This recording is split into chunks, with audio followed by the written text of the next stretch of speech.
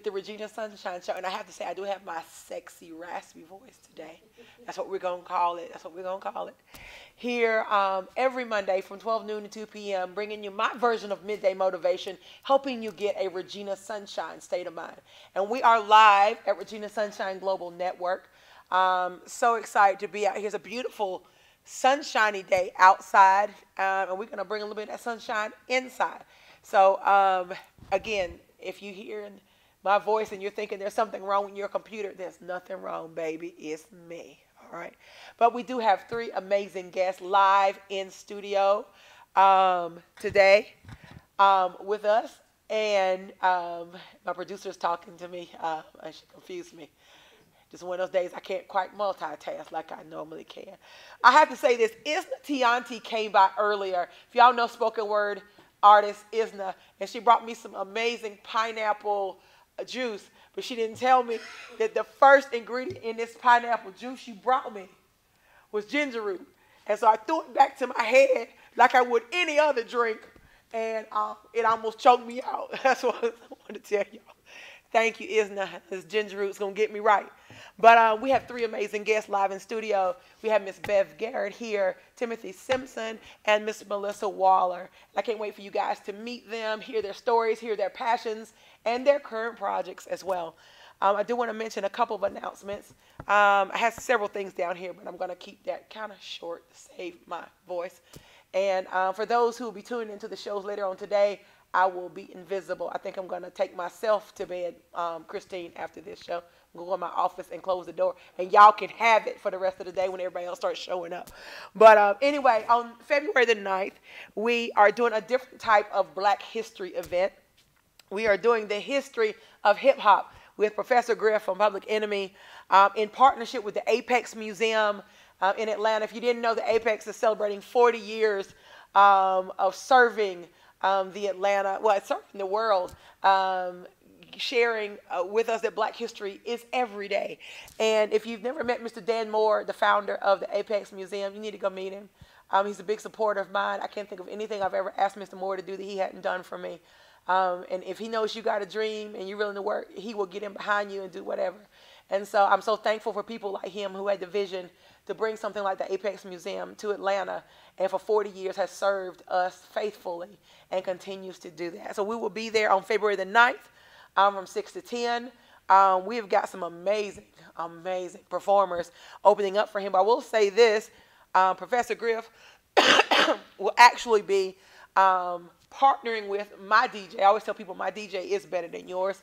My DJ, DJ Agony, will be partnering with him. It is a live interactive presentation where Professor Griff is giving you the presentation and DJ Agony is playing music that goes along with wherever he is on the hip-hop history timeline. It's going to be so dope. Can't wait for you guys to come out. But we have some legends in this city and some new people opening up. I'm mentioning the new people first. They call him Trillionaire. I think his rebranding, his old name used to be Marcus Marquise. He's an R&B singer. He got a real smooth, take you back to like Marvin Gaye. He's been on my show, and that's what everybody said. They said they felt like we were listening to some old R&B when he sang on my show that day. But he's going to be performing. New Money Quez, hip-hop artist, a part of Street Capital Records, fairly new artist as well. He's going to be performing. If you guys know anything about spoken word, you've heard this name before. Divine Rhymes is going to be in the building, and he's going to be performing. Thurston Lopes is supposed to be accompanying him on guitar. It's going to be sweet. If you've ever heard him do My Black Queen, personal request of mine, he is going to be performing that night. If you guys are familiar at all with Real Housewives of Atlanta, Nene's stepson, Damian Leaks, who's also a hip-hop artist, is going to be performing as well. He goes by the name Black Magic, the rock star. So Damian Leaks will be live with us that night as well. And then two of my favorite artists, two of the first people I ever heard perform when I moved to Atlanta. One I heard over at the old GME, the first open mic I ever went to when Derek Standiford was running at Black on Black Rhymes over there at GME. I heard Red Storm. live. I heard Emerald Green that night. I heard some everybody. My mind was blown that night. But Red Storm is going to be performing. And then the second open mic I went to when I moved to Atlanta was at the Apache, hosted by O.D. Odell. And there was this dude in the back of the room that everybody was kind of referencing like he was the king, but I didn't know who he was until he hit the stage. And everybody knew the words to his song. It was King Malachi. And I was a fan from that moment forward. So it's going to be a dope show. We've got Kim's a la carte is going to be catering. If you guys know, Professor Griff is a vegan, so he always he said, make sure I can eat, sister. I'm like, of course, bro, make sure you can eat. So we're going to have a host of healthy options, including vegan options, for our catering that night. So if you want to be in attendance with us, you can go to Eventbrite and look up History of Hip Hop. It'll pop right up. Or go on Facebook and search and look for it. The Apex does have limited seating. That's why I keep telling people, people around here like to wait and show up at the door, right, Bev? You might be outside that day. You might not get in because it's not a big space. And I'm not going to have the fire marshal come and clear out Mr. Moore's building because y'all folk waited to the last minute and didn't get your tickets. I was talking to Divine Rhymes last night. He said it'll teach them to get their tickets early next time. He wasn't feeling no sympathy for none of y'all. So, again, that's History of Hip Hop with Professor Griff from Public Enemy. The only other thing that I'll mention for our announcements is our Awesome Girl Project. If you don't know, I've been doing the Awesome Girl Awards for 5 years now. This year marks the 5-year anniversary of the Awesome Girl Awards, where we honor girls ages 5 to 17 that are excelling in whatever their area of gifting is. And so this year, for the 5-year anniversary, we have launched the Awesome Girl book. And we're giving girls, our past Awesome Girls, as well as any new girls, the opportunity to be an author, co-author in this book. And it's going to be a beautiful, I have to say, I've got a lot of projects I'm working on right now that I can't even talk about that are huge in other people's eyes in terms of notoriety and things like that. But this project is the most special thing I've ever done. This book we're putting together with these girls, where I'm giving them an opportunity to write a chapter and tell why they believe they're an awesome girl. And my thought from all of this is, number one, the girls that are writing are going to be inspired, because anybody who's a teacher knows you learn the most when you're teaching. And number two, the girls that are reading the book, they're going to find some little girl in that book that they can relate to who has similar dreams and similar passions, and they're going to recognize that if she's an awesome girl, what? Then I'm an awesome girl as well. So I'm so excited about this project. We've got about 15 girls already signed up. And then I had a church reach out to me, and they want to put all their girls in the project. This thing is blowing up fast. We might have to divide it into 2 books, Christine, honestly, the way it's going. And I don't mind. That's a blessing, isn't it? So if you want your girl to be one of our awesome girls in the Awesome Girl book, you can actually email me at reginasunshine.robinson@gmail.com. That's reginasunshine.robinson@gmail.com. And we will be launching the book on August the 24th. Which is the 5th-year anniversary of the Awesome Girl Awards. And we'll be doing an all-girl award show. That's right, a girl MC, a girl DJ. Everything from the beginning of the show to the end will be run by our girls. And it's going to be spectacular. So we'll give you guys more details as we get them. But just know, the girls that have already reached out to me are excited. Their parents are excited. And we're really going to show our girls that they are worth every effort we've got to put together to help them to shine. All right? So just so you know, the rest of the lineup for today for Regina Sunshine Global Network, normally at 5 o'clock we would have Focus Forward with Robin on our second Mondays. But starting in February, 1st and 3rd Mondays, Miss Barbara's line dance class will start being at 5 o'clock. And then Robin on 2nd Mondays will be here with Focus Forward with Robin. 7 o'clock we got Team Bride Tribe. That's our game show. Where we do some pretty out-of-the-box things here at Regina Sunshine Global. It will be on a major network. That will be the show that sets the pace and lets people know what we're doing out here at Regina Sunshine Global Network is different. And we're excited. And then at 9 o'clock, when the can I say groovy? That's like in the 70s, right? That's what I think, one of the grooviest shows on internet or TV anywhere. The Curve will be on. It is a round table women's talk show from a curvy woman's perspective. We have 5 amazing co-hosts. And when I tell you, when you watch that show, you want to be a part of the conversation. So make sure you tune in tonight at 9 o'clock for The Curve. All right? Well, I do want to mention my sponsors. My sponsor for today's show, Leading Through Living Community and Bold Favor Media Group, Ms. Lenita Mitchell Blackwell. You can go to leadingthroughliving.com and check out all their services there, from publishing to coaching to helping you get your own show going. Lenita Mitchell Blackwell is one of the dopest human beings on the planet, bar none. And she continues to help me make my dreams come true. I always tell people, you know, it's a difference when people say they support you, but then they show up with their money. A lot of folks say they got you, right? And they ain't never bought your book.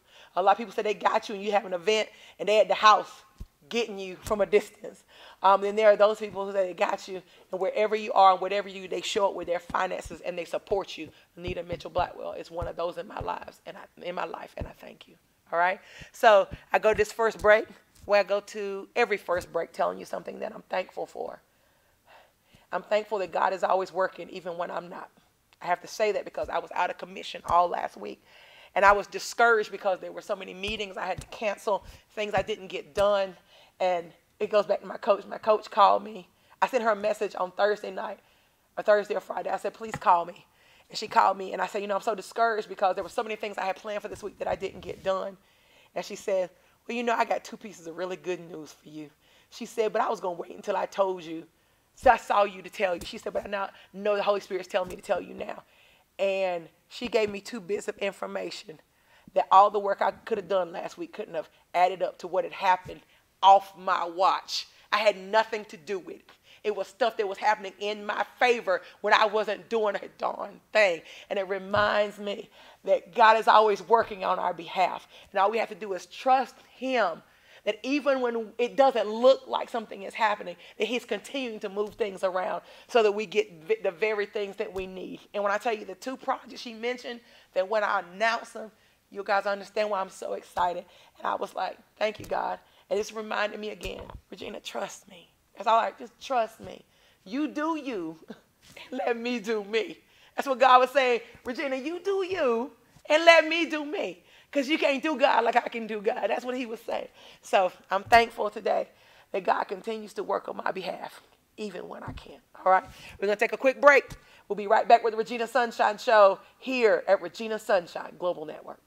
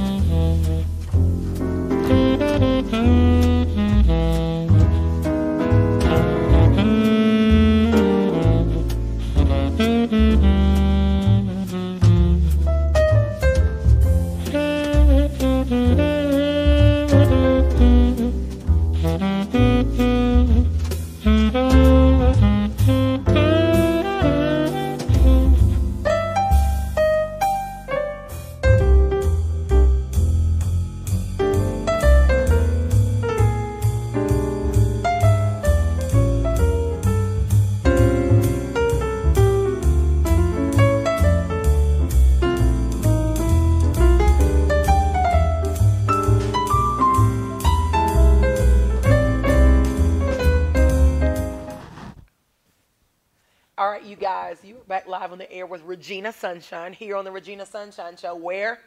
At Regina Sunshine Global Network. And my first guest of the day is a new guest, but old family. Welcome to the show, Bev Garrett. Hey, how you doing? I'm good. How are you? It's good to see you. Well, you know, I always mention how I met somebody, and I'm trying to think, Bev, I can't remember how we met. It just seems like since I've been in Atlanta, I've known you. Oh, man, we met, it was years and years ago, and I think it was at somebody's event. It had to be. Was Kim performing? Probably at a Kim performance, at an early Kim performance, when we were first making our way through the circuit. Okay, because I remember I met her. I saw her for the first time Sporadic the general Yes, did an event sporadic. at what Sweet Tooth. Sweet Tooth, yes, we were doing Okay. everything in Sweet Tooth. All right, then Yeah, that that's what makes it sense. was. Because Yes, I exactly. remember sitting there. Yeah, that's the wrong side, Christine. That's why that keeps falling. But it's okay. I remember sitting there, and her client. I first of all have to say that she manages some of the dopest. I mean, amazing. Still my favorite independent artist. Kim Joyce begins to sing, and I sit up because I almost cussed out loud. I almost said, "Who is that?" I remember. It. She takes you somewhere, doesn't she? Her voice is amazing. It is. It's Amazing. almost like you begin to levitate out of your seat because you're so caught up in the music. And I didn't talk the entire. I was just like this, and I was like, I need to know who she is. And so we connected, and you have been such a blessing in keeping your artist around me. And when I have events or when I need somebody on the show, You know Bev can, it. and you're always working on my behalf. You know it. So I thank you for that. Because I appreciate what you do. I think what you do is amazing, and the platforms that you create and what you do with the young girls.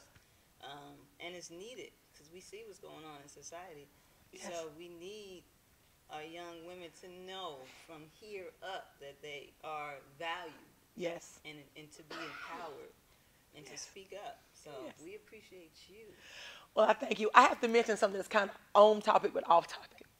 I remember whenever I took a shot at managing an artist. I don't know if you remember having this conversation with me, and he was driving me crazy. Oh yes, I You remember you remember? came to the house. I came to the house and I was like, Bev, I really need some help because I'm about to lose my mind. And you really helped me to see that it wasn't for me. That's what she helped me because she was telling me how it's almost like babysitting. You said that, and I said that's what I feel like. I thought I'm gonna be booking some gigs and just, but it's like he's calling me when he's having a meltdown and something's not going right in his life, and when he's crying, and I'm like, I didn't sign up for this. And you were Yeah, like, but you didn't know. I didn't know. Right. And you were like, you did sign up for that. That is what this is about. So that conversation helped me figure out very quickly that this was not something that was for me because it wasn't working. And I didn't, but you were so transparent Right. about the experience. So I thank you because you saved me some time and energy because I probably would have stayed in there And and touched out and drove yourself nuts. drove myself nuts. It takes a special person to be a manager. So I can't even, like I said, when you started telling me some of the things you've been through that day, I was like, what? Oh my God. That's No. just today. Yeah. Let me get out now. Let me get out fast. This ain't for me. Yeah. So, like I said before, you have almost always been in the background, pushing other people forward, helping other people's dreams come true. And now, Bev's in the front. And I'm so happy when I saw that you had published your book. I said, oh my goodness, I'm so excited because we rarely get to hear from Bev. Right. And, you know, your life and the things you've been through and your passions. And so now we get that chance. So tell our audience a little bit about the book you wrote and why you wrote it. Well, the book I've been writing probably ever since I could hold a pen or a pencil or a crayon, whatever I could get my hands on.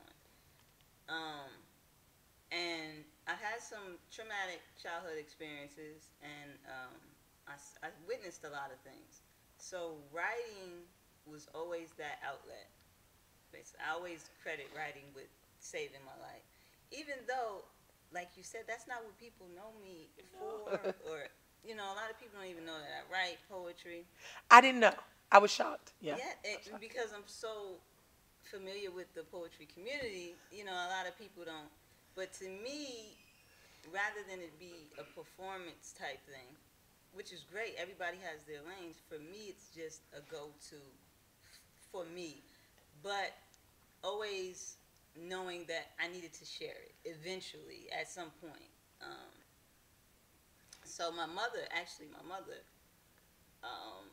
she was, I mentioned to her that, I had started working on it. And she started pushing me. Our conversations, we talked, you working on your book yet? You working on your book?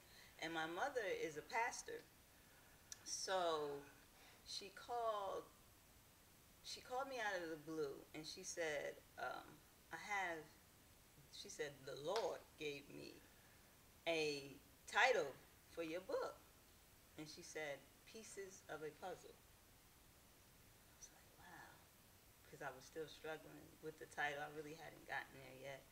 Um, and I said, wow. And I sat back and I thought about my poetry, my experiences, things that people might take from it. And I said, that's perfect.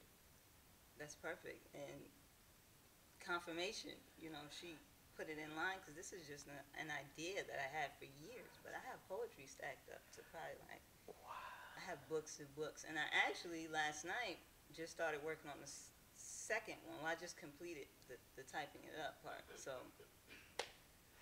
So there's a book series coming, is what you're saying. Yes, it's a whole river. I'm about to just open it up and let it flow. That's what I've been doing in my life. I spoke with an elder last year, and she just began to tell me, "You're so talented. You have so many talents. What are you doing? Why are you sitting on them?" And I was just like mind blown, to have somebody who doesn't really know you just kind of start reading you and pouring into you. And I was like, wow, but she was absolutely right. And so really the past 6 to 8 months of my life, I've really just been creating, So I'm looking forward to it. I'm looking forward to sharing my poetry, my experiences, and I hope that in hopes that it helps people, because that's what helped me, other people's stories, other people's experiences. So, well, that was my next question. In terms of what you're hoping the reader gets, what is that message or the mission behind the poetry? It's really to aid growing souls. It's a journey. It's definitely a journey, spiritual evolution, and we go through so much. So I want my poetry to help people through that journey and to give them kind of a sneak peek if they're not quite there yet. There's levels, like I say, it's levels to this, right? So if they're at level 1 and they just want a sneak peek into level 3, you know what I'm saying? I want my poetry to give them that, and to give them something to think forward to, and also something to kind of like cautionary tales in there too, and. Well, as you're speaking, it's interesting. I know you said it's more in the written form and not necessarily spoken. Right. I get the sense, Bev, that there maybe is a stage play or something in here. Oh man, it wow. It just came to me. It just came to me because there's a story with the poetry. I'm imagining the poetry live on stage, but it's telling your story. Wow, that's amazing. I'm just saying. Just put that out there. There it is. Powerful.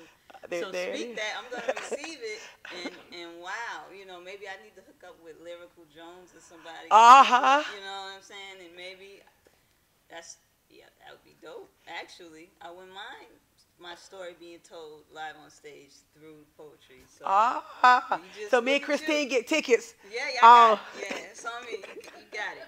Yeah, I got it.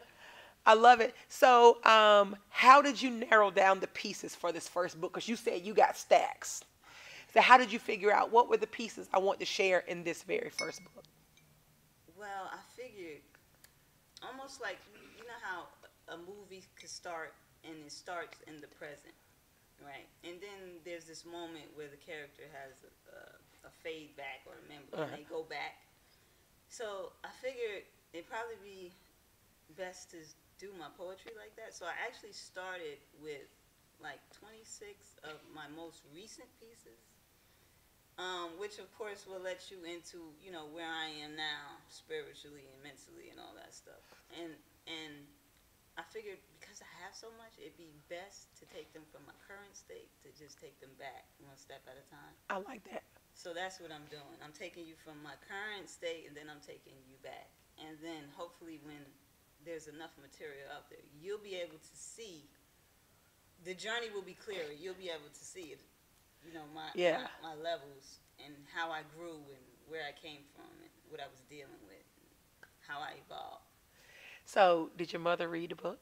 Oh man, my mother read the book. I sent her the proof for her birthday. because mothers are sacred, sacred, sacred beings. Yes. And she's always done her best to cultivate my creative abilities. You know, as she noticed them when I was younger, she always encouraged me and did whatever she could to cultivate that in me, along with, you know, her sacrifices that she just made as a mother. So it was very, very, very important to me to get it out on her birthday. So I sent her my very first proof, which actually had a different cover. I sent her my very first proof as a birthday gift, and that's the video where, if you see the video I have floating around, that's her reaction. That's her reading the first proof. So she was ecstatic, just to hear her voice, and she said that was the best birthday gift ever. So I'm trying to keep it going. The next one might be a house, and then the next one. That's what's up. I'm trying to keep it going. 'Cause my mama, I do not know where I would be if it was not for my mama. That's awesome. That's awesome. So we're talking about this book series that's come. Do you think you'll do anything for the younger readers, or is your book across the board good for everybody? It's across the board. Most of my material is across the board. And when you get into some of my earlier stuff, that's, you're dealing with a more rugged Bev there. You know, you're dealing with some unfinished edges and stuff like that. So I will try. I really want it to be across the board, because I want everybody to be able to grow from my journey. So, but the more, you know, rougher stuff, I will definitely let people know that, you know, there's some graphic content or so. But for the most part, I want to keep it across the board. This is pretty much clean. I think there's one. I was going to ask, has your son read it? Yes, he's gotten a hold of it, but you know, he watches things that I'd rather him not watch. Okay.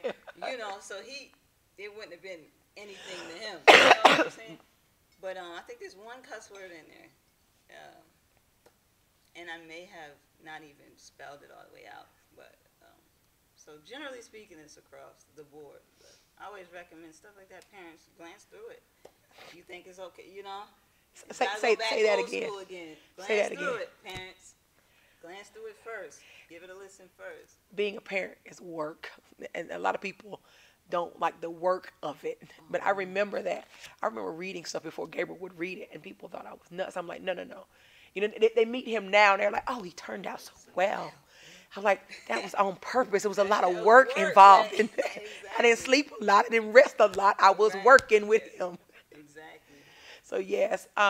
So where can our audience find the book?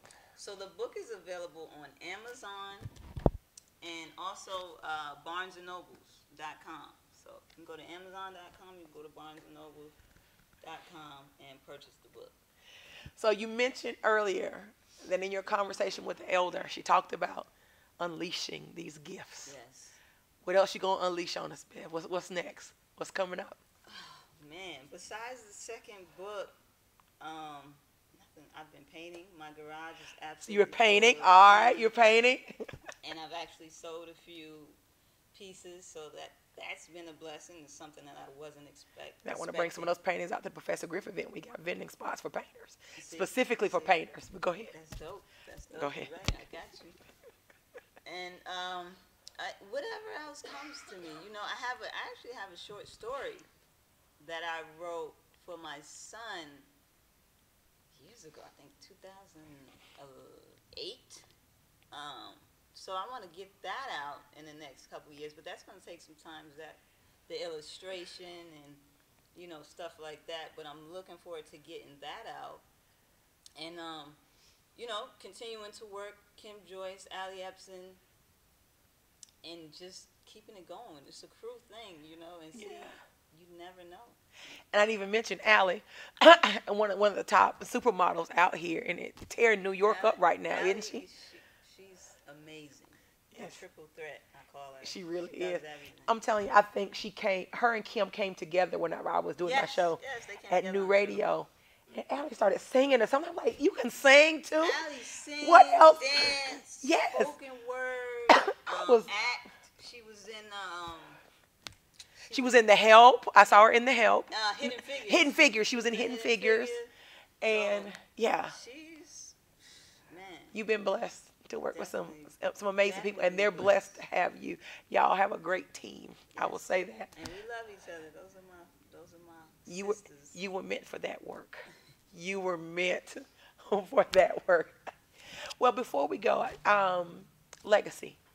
We start talking about the legacy, that the footprint we're leaving here, so that when our lives are over, that there's a part of us that continues to resonate throughout the earth. What is the legacy that Bev Garrett wants to leave?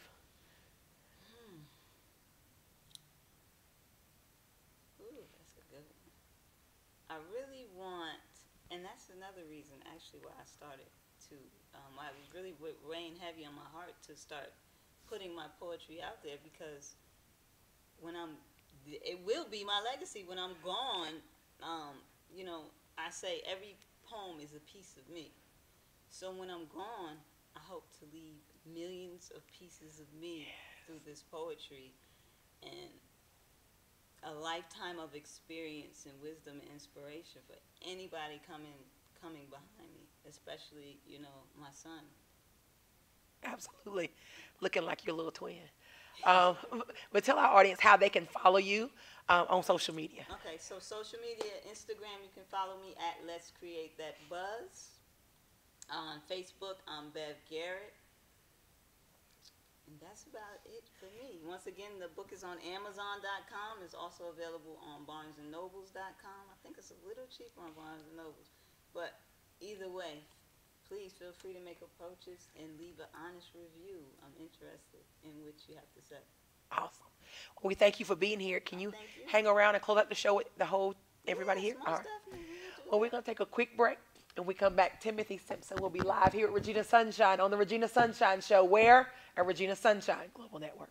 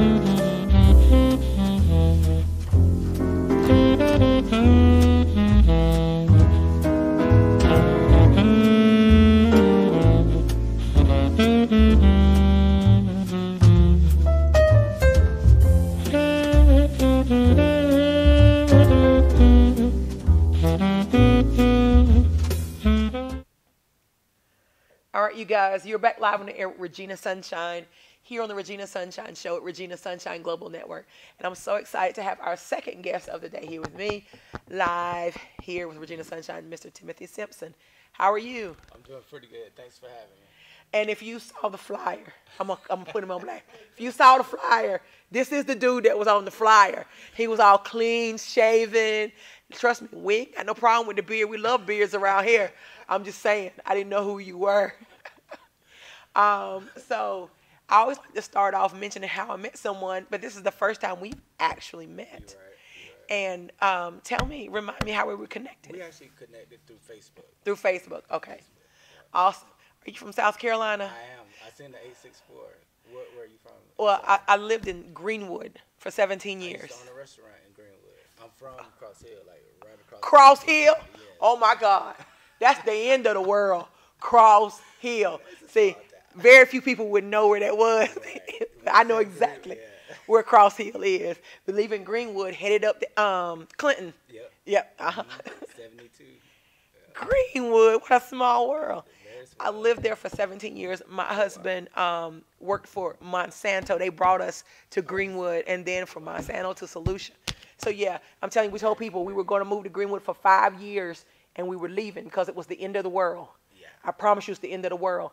And 17 years later, I'm looking at John like we still here in Greenwood, South Carolina. It's growing now.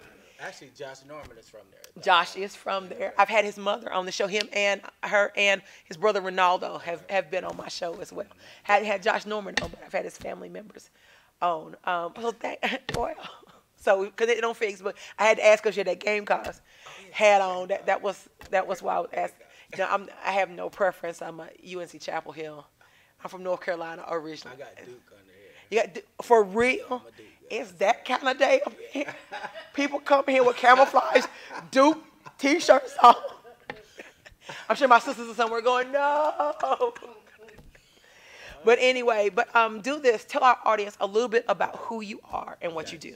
All right. Like she said, I'm Timothy Simpson. Sometimes I go by Tim the Motivator. I'm a serial entrepreneur and business coach. Serial entrepreneur like Marcus Garvey, Jay-Z, Puff Daddy, minus the millions, the billions. So I've owned 4 cleaning companies, 2 tire shops, 2 restaurants, digital marketing company, an event planning company, a lawn care service, and a few other businesses. So I've made a couple $1 million or more in business as an entrepreneur, and I never gravitated to one particular business. I like business in general. So now I've recently evolved into a business coach. So now I teach other people about the businesses that I've personally owned and more. You said a mouthful in just a few sentences because, you know, most people, when they hear serial entrepreneur, y'all think you ain't got a business or 2 here or there, but you don't have 12 different businesses according to what this bio says right here, and all across so many different industries as well. So you found that you love business in general, not just a particular type of business. There you go. So how did you even get into the entrepreneur mindset? Okay. Good question. I started my first business at 8, my second one at 10, third one at 12. So I actually was a serial entrepreneur by DNA. I didn't have mentors, or I didn't have the Think and Grow Rich, Rich Dad Poor Dad when I was 8. So it was more just sheer ambition, optimism. And as I became an adult, I found that if you look back at what you did as a child, that kind of helps you discover your purpose. So I was a serial entrepreneur then. I was motivating people then. And then I just kind of grew into myself through self-education. Because originally, I actually went to the University of South Carolina to become a lawyer and a sports agent. However, I was owning businesses throughout college, and I just stayed on that route. Wow. So that now the lawyers and the sports agents can come work for people like you. That's what I was going to say. So I love what you said about if you look back at what you did when you were a child, it helps you discover your purpose. Because I tell people the things that you enjoy doing, the things that you're so naturally gifted at, the things that people are always asking you to do are centered. That's where your purpose is centered around. And so often people are out here looking everywhere else for it instead of looking within. And so you said, so it's in your DNA. It's in your DNA. I would say that, and I would just attribute ancestral DNA. So just say the Marcus Garveys, the Booker T. Washingtons, all even in Greenwood. Just say I grew up looking up to business owners. So you got Workman's in Yes, Greenwood. yes. My grandfather, he was a business owner. My mom eventually became a business owner. She owned a in-home daycare. So I never looked up to drug dealers per se. I looked up to business owners. So I wanted to be a business owner growing up. And then in turn, entrepreneurship allowed me to get all the luxuries that the drug dealers had. So my cars would look better than their cars, and I had the girls that they wanted, whatever. But I used my storyline to help them basically do what I do versus me do what they do. So when I would get the new Chargers when they came out, or the Challenger or a Hummer, I would drive to certain areas where my cousins would be less exposed to business owners, and then they would ask, well, what do you do? And that would be an opportunity for me to say, I'm an entrepreneur, I do this, this, and that. Yes. And it's like, hey, stop what you're doing, do what I do in your way, so. I love that. I do.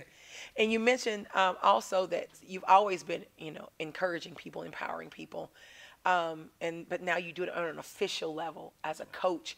How did you make that transition? Because I too, I mean, I've always been somebody who's been coaching and helping people until my coach came along and said, you need to monetize that because you're just giving it away to everybody for free. And it's a business. And so when did you begin to make that mental transition? Oh, this is actual another stream of income for me. All right, for me it was a little deeper, and your presenter before me, she mentioned spiritual evolution. So actually 2 years ago, just say I had a tire shop, had 2 employees there. My cleaning company, I had 26 employees, had major Fortune 500 clients, and with the spiritual evolution that's taking place in the world, especially among African Americans, I basically got the call to action from universe, God, however you see fit. And it was, just say I have 1111 tatted on me, and it's like a spiritual code. So I basically accepted my mission as a change agent, and I went from owning, multiple businesses, like just say my LLC was doing 520,000 a year, and I literally had an evolution, spiritual evolution, gave away my cleaning company, which was doing like 388,000 a year, gave it away, gave away a really big company, sold my tire shop to my younger partner, and I accepted my mission as a change agent. However, my change comes through economic empowerment, meaning I'm a business coach helping people get on the first level, which is self-employment, then the next level, which is business ownership, then the next level, which is investor. So I accepted my mission to, help change the culture. And that's so needed, Timothy, because there are a lot of people who maybe have an idea or have this thing inside them that says, I really would like to work for myself. But because it's not something they've seen, maybe no one in their family has owned a business or no one in their neighborhood has owned a business, they don't even know where to start. So it's a blessing to have someone like you come on and say, you know what, I can help you with that. So what are some of the most common challenges that you see amongst your new business owners? Most of them are finance. A lot of people get stuck in, well, how am I going to fund this business? And so I propose different creative financing strategies, whether it's working capital, meaning you work, save your money, invest in your business. Income tax is, a big boost. You can use your income tax money and start a business.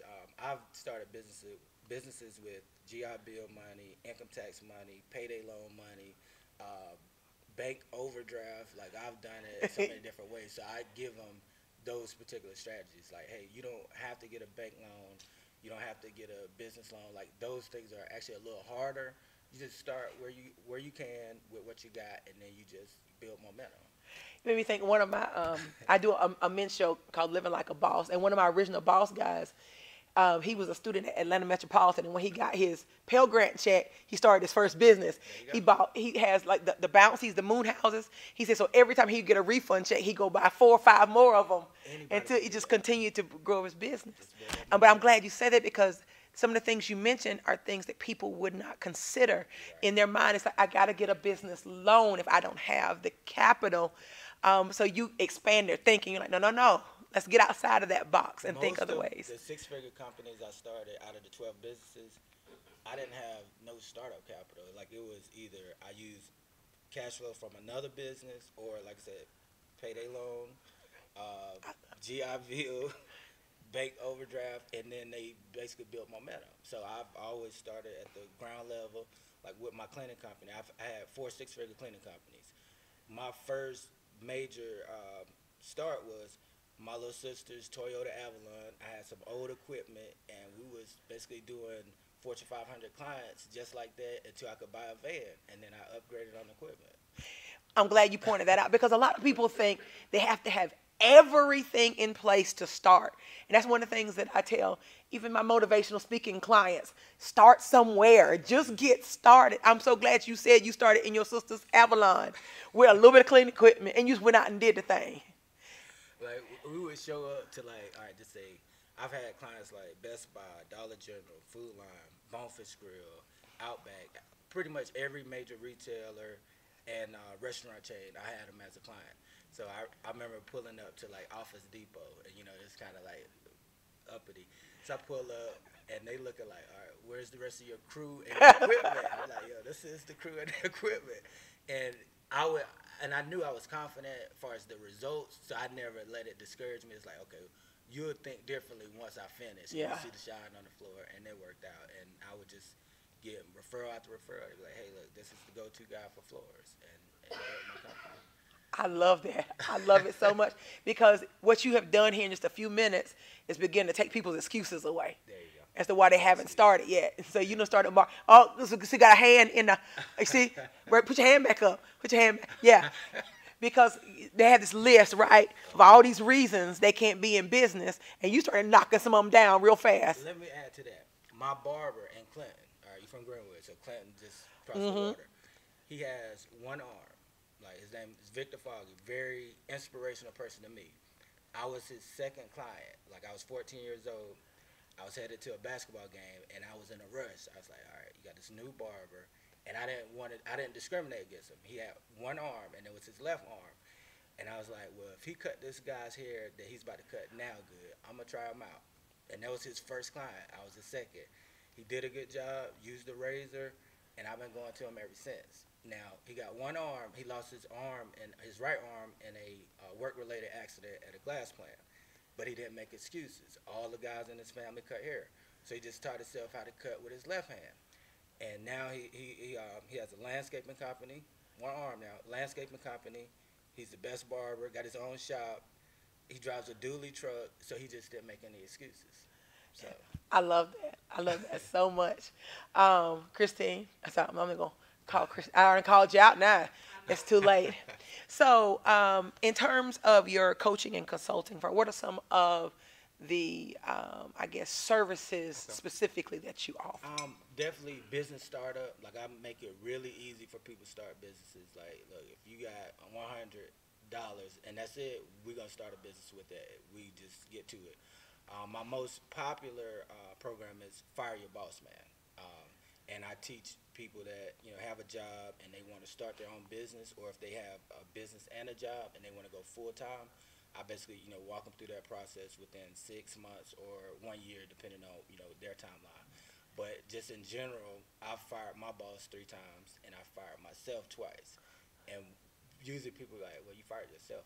I fired myself from my own business, meaning it wasn't my passion, it was just a profit-based business. So now that I'm into coaching and youth development, I'm doing passion-based businesses. So like now I got a global youth development company. I have academies in 9 states and one in Ghana, Africa, and I basically coach people like all over the world. So this is what I'm passionate about. Great transition. So talk to us about your youth development programs. Oh, okay. It's called Junior CEO Academy, and basically I'm just trying to inspire the next generation of entrepreneurs. Like, I actually have a 12-year-old. Her name is Miosha. She's on my Facebook.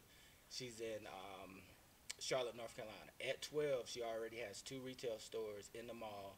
She has clients like Barack Obama's daughter, John Cena's daughter, Nick Cannon's daughter. She's about to get her own Nickelodeon show. She got a meeting with T.I. next month in Charlotte about her clothing line.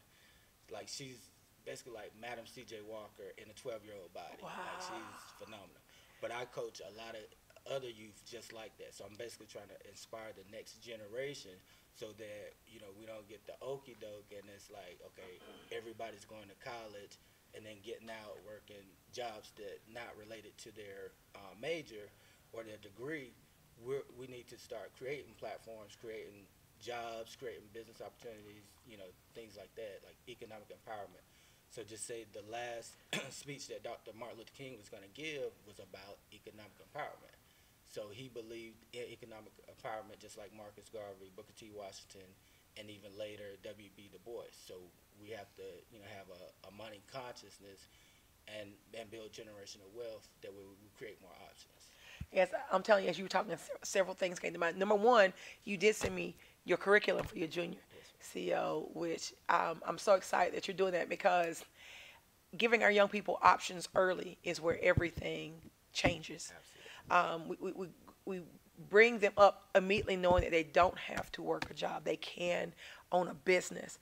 Whereas our generation, that wasn't the conversation that was being had with us.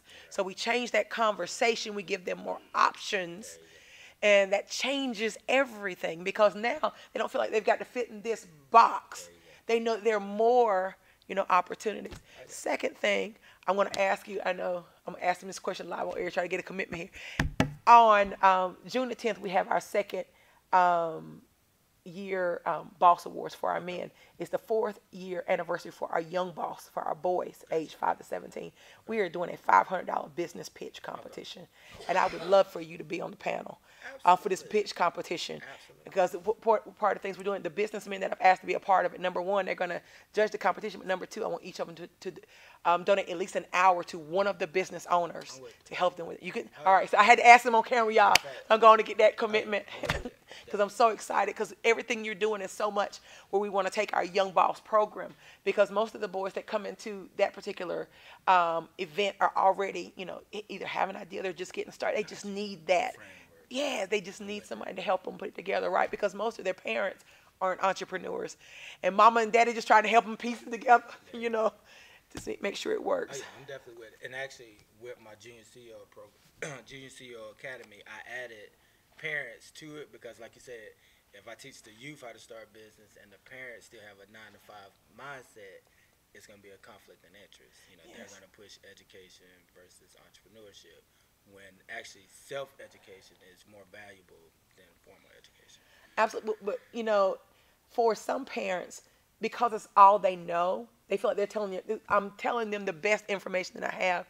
And so, when you get into that space and you say, you know what, you did the best you could, but I got something else. Let me give you something else. And I'm thankful for parents who do have that open mind, because you don't always run into that. And I say that because my son is a MMA fighter. I'm telling you, as smart. Me and my husband are chemical engineers by education, right? And I used to tell my husband he's smarter than both of us, and he used to get mad. But everybody in my family is like, oh, he should be a doctor or a lawyer. And I'm like, but that's not his dream. It's not his passion. I said, when he'll tell you any day he gets to fight is a good day. But because we had open minds and we didn't listen to what everybody else was saying, it gave him the opportunity to pursue that dream.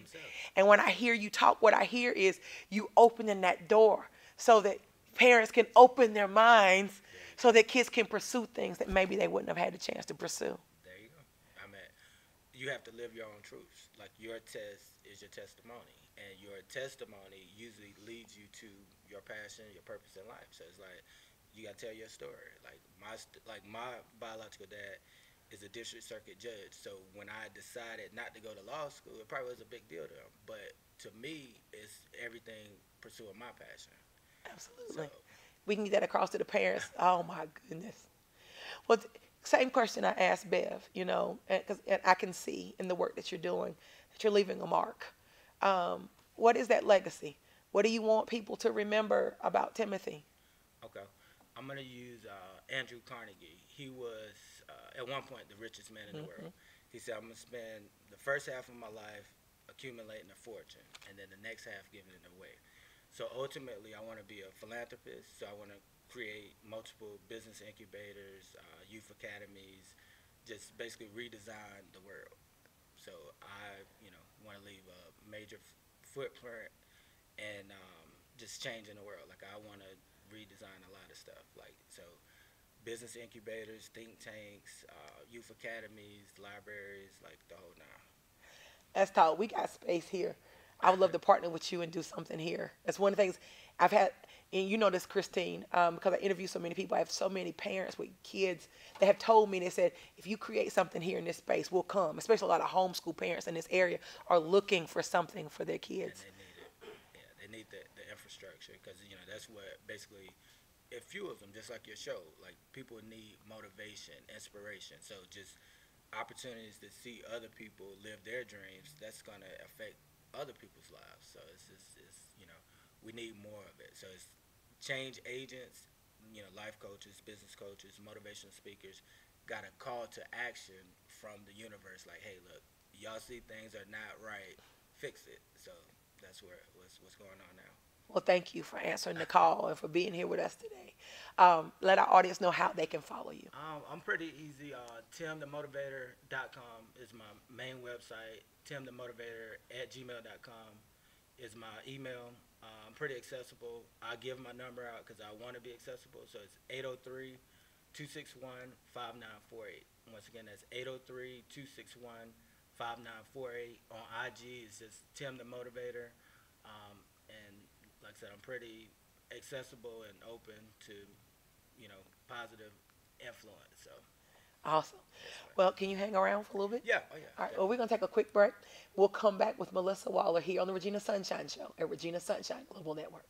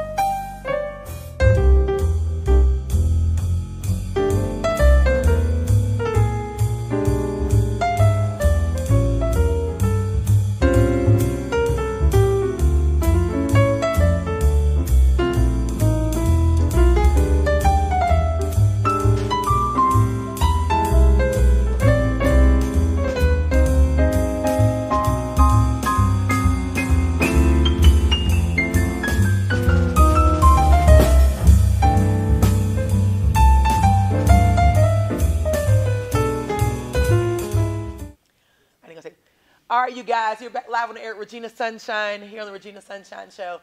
You know where we are, Regina Sunshine Global Network. And we have our third and final guest of the day, who is not really a visitor, because she's a part of Regina Sunshine Global Network family. Well, welcome to the show, Melissa Waller. Thank you. Thank you for having me. Well, you know, I like to mention how I met someone, and I met you on The Curve. She is a part of our 9 o'clock show, The Curve. And before that, I never met you, which is so interesting that as I've looked at our social media connections, we have probably been in some of the same spaces, but have never met before. Absolutely. That's the only thing that makes sense, because I'm like, there's no way I shouldn't have met this woman before now. So do this. Tell our audience a little bit about who you are and where you're from. So my name is Melissa Waller, and I'm originally from Flint, Michigan. Love Flint. Shout out to Flint. Graduate of Michigan State University. Life brought me to Atlanta. Here I do a little bit of everything. I am an advocate for women's rights, especially with domestic violence. I had a law changed with a phenomenal group of women last year through the Georgia Women's Policy Institute. House Bill H-34 was passed, which allows women or the individual that has been impacted by domestic violence to break their lease.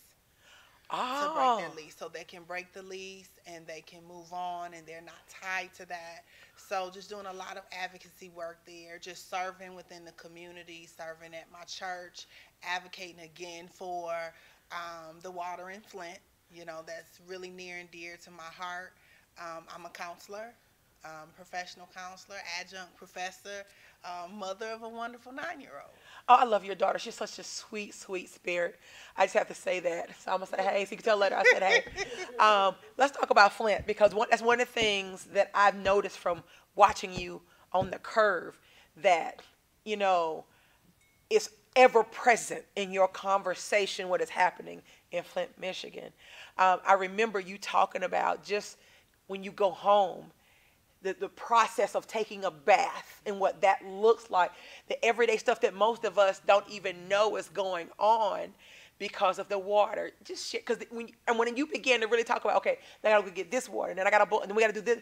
It really, people have no concept of what people are going through on a daily basis. Can you talk about that? So with the Flint water crisis, one of the things, I usually go home twice a year, in June and in December. So what that process looks like in December is, well, the government, at one point in time, they stopped it, but now they're doing it again. They, at a certain time you have to go to the corner. So we're talking about December in Michigan, so it's snow. Yeah. So it might be like 6, noon, and maybe 3 o'clock, and you go and you pick a case up of water, and you get your water and you bring it back. And when you get back home, for instance, to bathe my daughter, I explained that it took anywhere from, just to wash her up, 10 to 15 bottles. And I mean, you have to pour it in, and you have to boil it and put it in a footstool, wash her up, get her out. And when you're cooking, you know, we just go to the faucet and turn the water on. But no, we don't think about how many bottles of water it takes to cook dinner. For an adult, it's one of those things where a lot of people are just sacrificing. A lot of people are just sacrificing because they don't have all that time. You got to go to work. Who has time to boil water, put it in the bathtub? So you jump in and you jump out. And my jumping in and jumping out, just my skin was covered with. All right, so you're saying instead of going through the process because you don't have time, you jump in and just turn the water on and let the. Yeah, you take a real quick shower. You jump in and you jump out because at the end of the day, what's depicted on television isn't really how Flint really looks. You know, they're going to take you to the roughest side of town where it's abandoned business, but you have to think General Motors headquarters used to be in Flint, Michigan. So you have $1 million homes there. So these homes, and the water is not brown like most people think. It's clear. It's just full of chemicals. So therefore, jumping in and jumping out, and I might have some rashes or whatnot, and, you know, you're cooking, and, you know, people don't want to give their homes away. They've worked hard all their life. My mother owns 3 homes. So it's not like she was just going to let them go and move on to Atlanta to be with us. She's like, I'm not leaving my house. And then you have to think about just systemically how you have homes where people walked away that were sold. And how did those homes pass inspections if the pipes weren't good? So those are all things that make up the pieces of me in regards to being resilient, being empathetic, because Flint will always be home. No matter how many awards or people that I touch here in the city of Atlanta, if I'm not touching Flint, then it doesn't matter. I love it. And like I said, and that's very evident. I don't think a person can listen to you talk for very long and not know that you're from Flint, Michigan. It always comes up. So let's talk about your work here in Atlanta. You said life moved you to Atlanta. And you're especially passionate about your advocacy where it comes to women. Where did that passion come from? Just to be honest, my grandmother. My grandmother was always the one to preach. You move forward, you reach back. You know, your money ain't that big where you can't reach back and help other people. And so through my advocacy work, having been gone from victim to victor to advocate, you know, it's a mindset change. It's a mindset of understanding that you too can win. And really advocating for those, because a lot of times we box domestic violence into an SES. It's a lower SES issue when really it wasn't. You know, when I was going to these groups and I was in this situation, I was pregnant with my baby then. My daughter's father is an aeronautical engineer, you know, makes phenomenal money, and, you know, things happen, and a lot of times people will say, well, it must have been how they grew up. No, actually, my father's a professor. My mother is, you know, retired educator. I grew up in a wonderful, loving home. My dad also had a church. He was a pastor.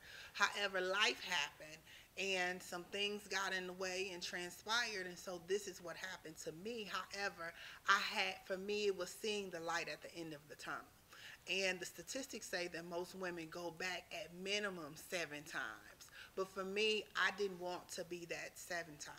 I didn't want it. I knew that something had happened and something had to change, and it had to start with me. And so that process of going through, you know, going to DFACS and having a man look at my resume, and he's like, what are you doing here? Like, why do you need this money? Because I had to apply for assistance. I had to apply for all these different things that I had never been exposed to. And so therefore my mindset changed, and I'm going to take the shame off of this. Yeah. I'm going to take the shame off of this, and I'm going to be the help that I wanted, be the help that should have been given to me. So through my sorority, through, you know, the work that I did with Delta, the work that I started doing with the Junior League, and I stopped being ashamed, because oftentimes people don't talk about it because they're ashamed. They feel like, I don't want people in our community. We don't want nobody in our business. Yeah. So, just started talking about it. And I found that, a lot of people were going through the same thing that I was going through. And the blessing in all of this is there was a woman that I met. We worked next door to each other. We talked next door to each other, and both were pregnant, going through the same thing at the same time. And I continued to go through my group through the Women's Resource Center in Partnership Against Domestic Violence. So I would bring her stuff. Well, maybe about 3 years ago, school was getting ready to get out. We went ahead, said our goodbyes. She went on a trip, came back from the trip, and she said she saw it. Her husband, his whole attitude changed. Now, I'm giving her all this information. We're coming up with the plan. And she said she could feel it. She had lost a bunch of weight. And he came in the house and said to her, you think you're cute. And she was like, no, it's not that. She said, I could just feel the energy in the room. And so as she began to leave, and her son was still in the house, and so he's 6 years old, he got a gun from out of the closet. And when he got a gun from out of the closet, make a long story short, she went into the garage and hit the garage, and he let the garage door down, and he put the gun to her chin and shot her. Well, just by God's grace, the bullet went through her face and out her ear, and she ended up living. And so, she's written a book now, and she tells her story just about, you talked about your legacy, but just about transgenerationally how her father killed her mother. You know what I mean? Like, these are things that we have to talk about in our community to address the needs and say what they are. And so for me, I was going to be the counselor I needed. I was going to be the advocate that I needed, because I was going out to Alpharetta doing these groups with these women, and I'm talking about celebrities, people you wouldn't even think of, pastors. Their wives are sitting at this noonday circle saying that how they can't leave. So my thing is, I'm just not my sister's keeper. I am my sister. Like, yes, I know that feeling. I know what it's like. And so whatever I can do to not just help the women in this community, because when we change, you got to think, every living being came through a woman. So if we're not uplifting and we're not loving on, then how can we build communities if the nucleus of our community is being torn down? Absolutely. Wow. See, and I had no idea about your background, because you didn't send me a bio. Oh, I did say that already. But it makes sense. All of it makes so much sense now. So in terms of your current projects, what are you working on right now that you're excited about? Currently, I feel like all of this is just a line. Everyone that is coming, it's just a line. Right now, started off on the track of really, I will graduate soon with my PhD in counseling, education, and supervision. But I am launching into entrepreneurship, like big time entrepreneurship. So that's why you were so excited about our previous guests and the things. Yes. Okay. Because it makes sense. It makes sense. Being on the curve makes a lot of sense. Accepting, because that whole awareness that was described earlier and discussed, being aware of who I am and what my purpose is, and being intentional about that. So from, the direction I'm going with education and teaching at the university, from launching, I have a popsicle line that will come out in the spring. My daughter, who is 9 years old, is getting ready to launch her recycling business in August. Let me tell you how she just make me so mad. Because I was giving her $20 here, $10 here. You give kids allowance. And she was like, I don't want your money. You talking to your mama. Like, what you mean you don't want my money? And she said, no, I want my own money. And I want to save the earth while I'm doing it. I think people need to understand, when you throw things out a window, or where you just put it and it goes into a landfill, there won't be an earth for me if you keep doing this. So I'm like, now I got to think about your business and my business. But, and those are the things that I'm looking at, and really advocating for homeschooling. As almost a 20-year veteran in the education system, this year I decided to pull my daughter out of school. Formal school, and in doing that, she has gone from working on a 3rd grade level to working on a 7th grade level. So what do I do now? What do I do with a child that will probably in 2 years, at 11 years old, 11, 12 years old, be ready for college? Absolutely. And I'm so glad that you were open to that. I have a friend of mine that when her daughter actually babysat my son when he was little. When she was 16, she graduated from high school and graduated from college the same year, because but she was homeschooled, and it gave him so many more options. And one of my biggest challenges, especially with people who are pushing the public school system on us, is that it doesn't work for every child. Parents need to decide, this is what works for my child. And if I got to do whatever I got to do to save this one, this is what I got to do to save this one. How can I save everybody else's and I don't save my own? And you don't save your own. So yes, I'm glad that you were open to that. And I'm glad you brought that up here, because I want you to speak to the parents that are listening. What difference have you even seen in your daughter? Not just the educational part of it, but her being able to kind of spread her wings and get out of that cell. Well, for one, she is very independent and flexible in her thinking and accepting of people and things, because they're going to the NASA Center in Alabama. She wants to know about everything. She wants to know, she wants to touch, she wants to feel. She told me, I need to go on that show with you. Like, I want to talk to the people on the curve. You're not talking to the people on the curve. Then we'll bring on the Regina Sunshine Show then. Go ahead. Oh, go ahead, Mama. Go ahead. We're going to bring her on here. But she just accepting the importance of her. One of the things why I like to bring her on the curve is so that she can understand who I am and not just who I present. Yes. Because she shows up every time. She shows up as her authentic self. Usually she has a couple of books. She's going to ask questions. She wants to touch, feel. Let's talk about it. Then she wants to talk about the dollars. How is this going to make money? And when are we going to get a check? And so for me, just a normal third grader, you don't get that conversation. Yeah. You know, she spoke, Shannon from the Curve had a vision board party. And so many people were like, oh my gosh, like the way that her thought process works and where she wants to be and how she introduced herself. Like, I can't do that at 50. And so for me, I've had to take to heart some things that my grandmother shared with me. And she said, parenting isn't about telling kids what to do. It's about guiding them in their decisions. Yes. Yes. And allowing them, as you said, to authentically be who they are. And I don't think a lot of parents get that, because they have decided what this child's life is going to look like. And so they're just trying to get them down this road that they've already mapped out, instead of giving that child a chance to say, you know what, this is what I love. This is what I'm passionate about. And again, she is the sweetest spirit. I swear. Thank you. She is.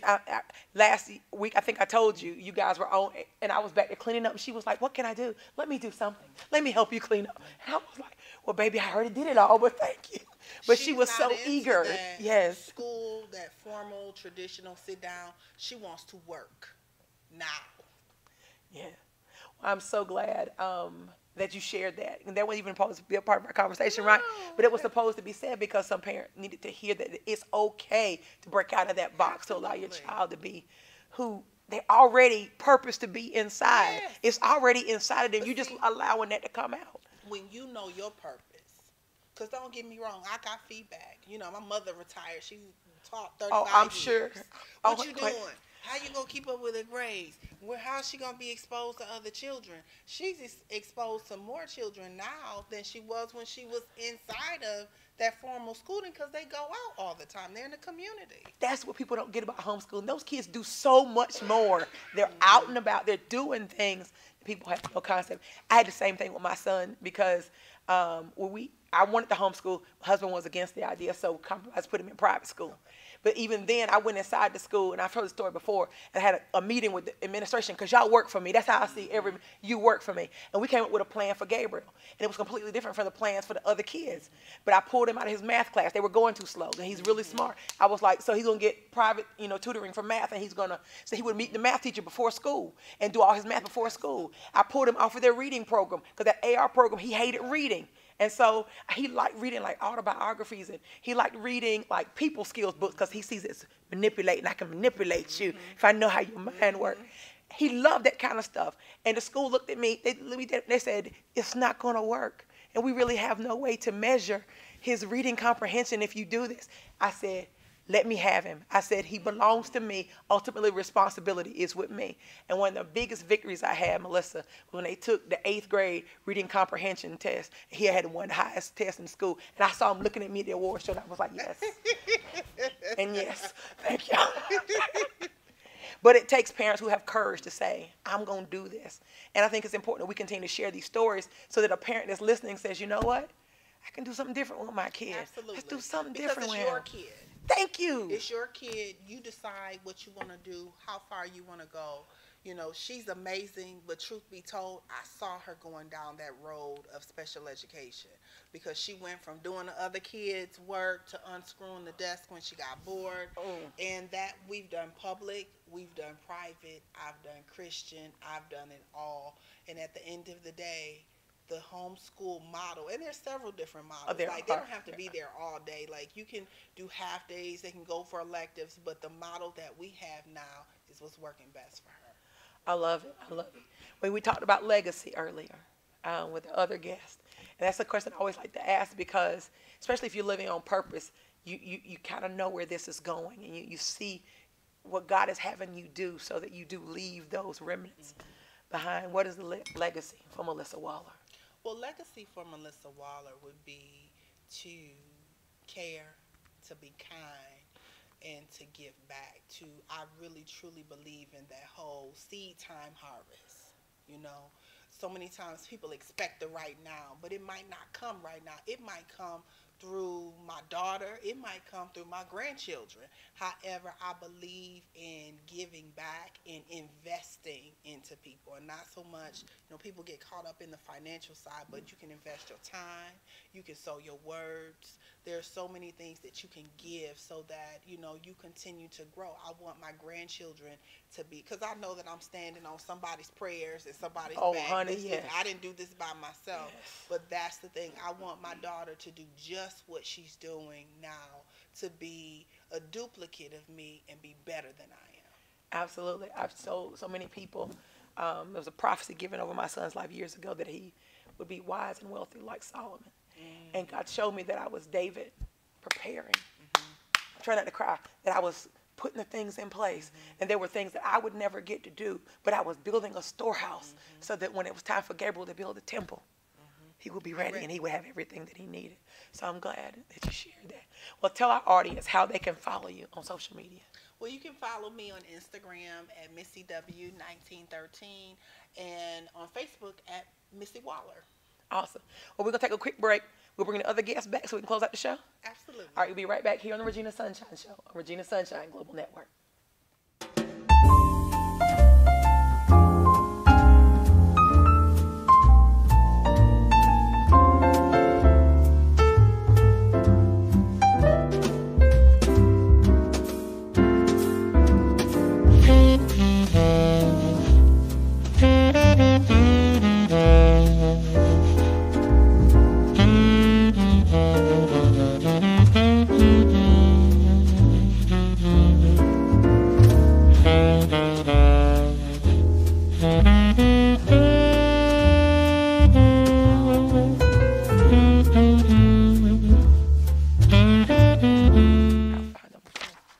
All right, you guys, you're back live on the air at Regina Sunshine and all of my guests from the Regina Sunshine Show today. And as you know, I like to end the show giving my guests one last opportunity to give a word of encouragement to our listeners. And it's interesting. Everything I've heard today is purpose, purpose, purpose, purpose. And it makes such a difference when you begin to tap into that space that you were divinely created to walk in. So my question to you guys, for the audience, there's somebody out there and they're just trying to figure out, how do I find this space? How do I find this purpose-filled space? How do I figure out what my purpose is? What's something that you would say to encourage them on how they move into that space, Bev? I'm going to go back to something Tim said. He said when you think back to things that you did when you were a child, those things, they come back up. They're not there for no reason, but society often shapes and molds us to kind of put those things to the side and pursue other things, when in actuality, that divine purpose, that inspiration, whatever it is, for me, it was always something with creativity, whether I was writing or drawing or painting.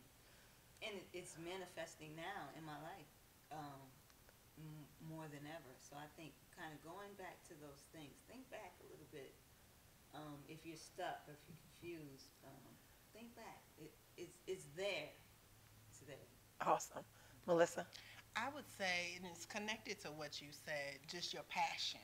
Like, what would you do for free? Yeah. I can remember being in 3rd or 4th grade and telling my mom, this is like when The View first came out. I was like, Mama, that's what I want to do. I want to be on a couch and talk to people and help them through. Now, I can remember saying, girl, you ain't going to make no money. You need to go into engineering. That's what you saw. Long story short, look at me now just being a counselor and being on the curve. So your passion will connect you to your purpose, but you got to be intentional with the decisions you make as far as your time. Because that's where that whole, you will be planted, wherever you're planted, you'll bloom. Because you got to be able to pour in it, and that time is what that is. Awesome. Timothy? All right, I'm going to say 2 things, not too long. All right, don't be afraid to fail. Failure is the opportunity to start again more intelligently.